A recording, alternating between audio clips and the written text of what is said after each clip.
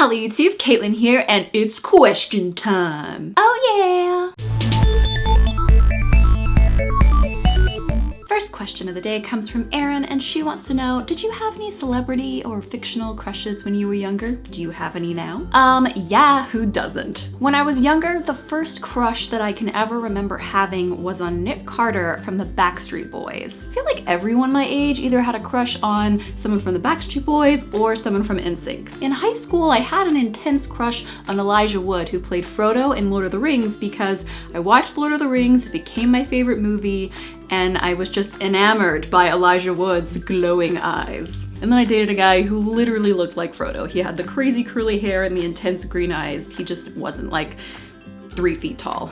And then I had a crush on Tyson Ritter from the All-American Rejects, and I had this crazy fantasy that we would just meet somehow, someday, and fall in love. And do I have any celebrity or fictional crushes now?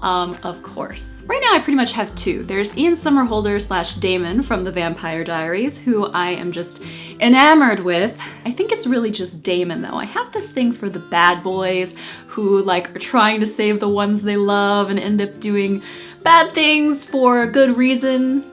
And then there's Colin O'Donoghue / Captain Hook from Once Upon a Time. And again, I don't know if it's Colin or if it's Captain Hook. And again, I find myself dating someone who looks like my celebrity crush, although I will say I was dating Parker before there was even Captain Hook in Once Upon a Time. So I do think for this video, you guys should tell me your celebrity or fictional crush down in the comments. Question number 2 comes from Mark Slide, and he wants to know, how do you stay in shape?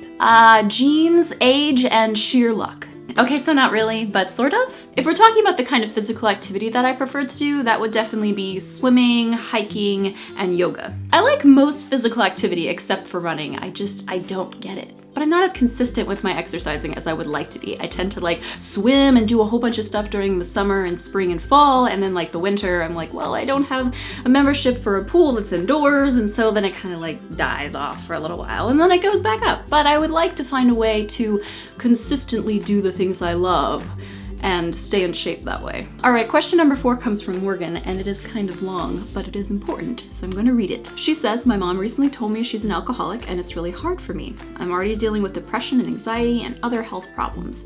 My stepdad wants me to watch her and if she messes up to tell him, but it's so hard because I want to trust my mom, but I just can't.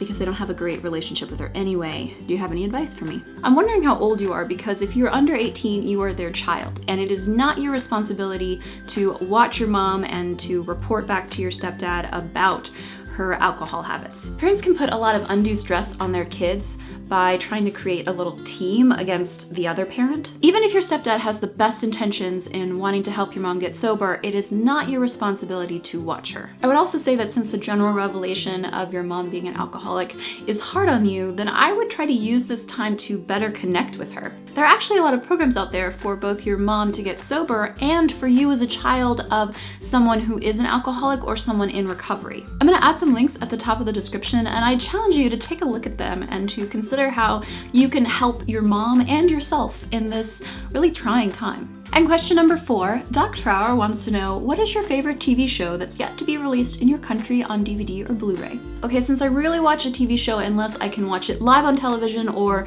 via streaming, I'm just gonna tell you what my favorite TV shows are. Yeah! Once Upon a Time, of course, The Vampire Diaries, and I'm really upset that this is the last season, but also kind of glad that they're like making an active choice to end it in a way that will make kind of everyone happy, not like, let's just cancel the show in the middle of a storyline. Jane the Virgin is amazing, and if you're not watching it, you need to be watching it. Pretty Little Liars is kind of my guilty obsession. I am kind of ready for it to end, but I know that I'll be really sad when it does. New Girl and Brooklyn Nine-Nine are some amazing comedies that I love, and they're actually doing a like crossover episode, and I'm really excited about that. I have a love-hate relationship with Scream Queens, and I am excited for this next season to see where it goes.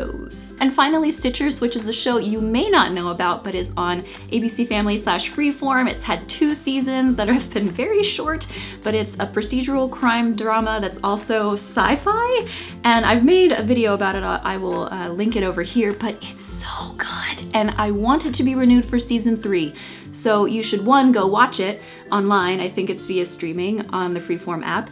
And 2, tweet everywhere renew Stitcher season 3 because we need a season 3. We need to know what happens. Okay guys, that's it for questions this week. Remember to send me some more questions. I want to keep answering them, and I know that there are lots of things you want to know. You can ask advice things too. It just doesn't have to be about me. I'm trying to do like one big advice question and then just some fun questions to go along with it every week. So that's what I'm doing. Remember, use the Google form down below and send them in. Plus remember to like, favorite, share, and subscribe if this video made you smile. See you guys on Thursday.